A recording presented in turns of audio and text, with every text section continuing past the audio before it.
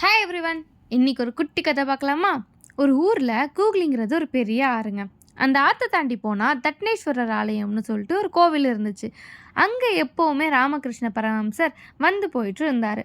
அப்போது ஒரு ஆள் அன்னைக்கு ஒரு நாள் வந்து, நான் இந்த கோயிலுக்கு எப்படி வந்த தெரியுமா அப்படின்னு ராமகிருஷ்ணரை பார்த்து கேட்டார். எனக்கு தெரியாதே, நீயே சொல்லுன்னு ராமகிருஷ்ணர் அவரை பார்த்து சொன்னார். உடனே அவர், இந்த ஆத்தங்கரையை நான் நீந்தி கடந்து வந்தேன் அப்படின்னு சொன்னார். பரமஹம்சர் பார்த்து, ஏன் நீந்தி கடந்து வந்த, எத்தனை நாள் எடுத்துக்கிட்ட அப்படின்னு கேட்டாங்க.